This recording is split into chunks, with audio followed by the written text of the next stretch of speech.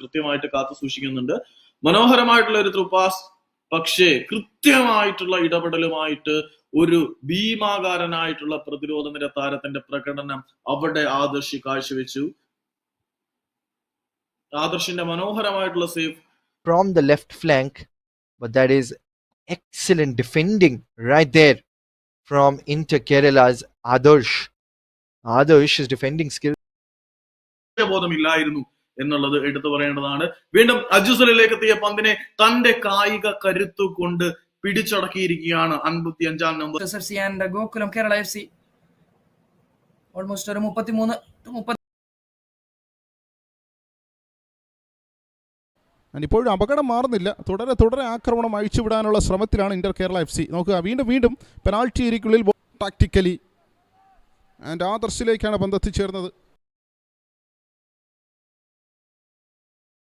കൈവശം വെച്ച പന്തിനെ തിരികെ നൽകുന്നു 23 നമ്പർ ജേഴ്സി അണിഞ്ഞ മാർട്ടനിലേക്ക്. മാർട്ടൻ പന്തിനെ സാവിയോ സുനിലേക്ക് നൽകുന്നു. സാവിയോ പന്തിനെ തിരിച്ചു നൽകുന്നുണ്ട്. ത്തിലേക്ക് എത്തിച്ചിരിക്കുകയാണ്. അവിടെ നേരെ ഗോൾ കീപ്പറിലേക്കാണ് പന്ത് എത്തിച്ചേർന്നത്.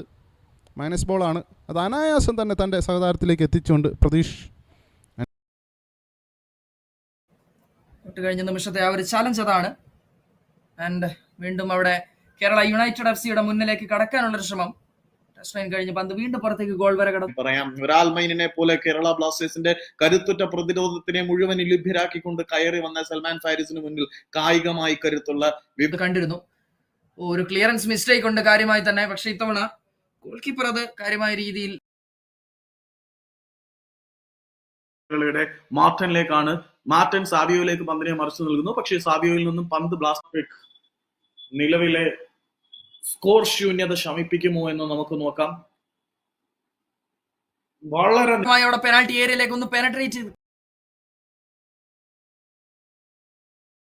നീട്ടി നൽകിയ പന്തിനു വേണ്ടി രണ്ട് താരങ്ങൾ ഒരേപോലെ ചാർജ് ചെയ്യുന്നുണ്ടായിരുന്നു. ആൻഡ് ആ പന്തിനു വേണ്ടി ഓടി ചാർജ് ചെയ്ത വയനാട് സൽമാൻ ഫാരിസിനെ കൃത്യമായിട്ട് കവർ ചെയ്യാൻ വിവാൻ എന്ന അധികായൻ ഉണ്ടായിരുന്നത് കൊണ്ട് ശാരീരികമായി ചെറുതായി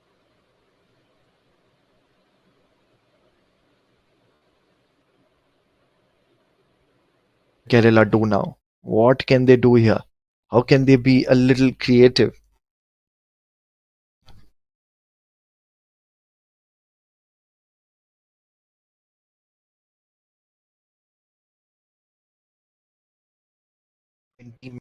Minutes now.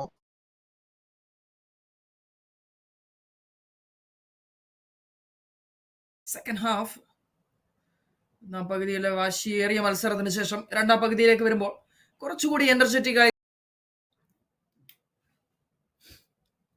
മികച്ചൊരവസരമാണ് എന്തായാലും ഇന്റർ കേരളയെ സംബന്ധിച്ചിടത്തോളം അവർക്ക്.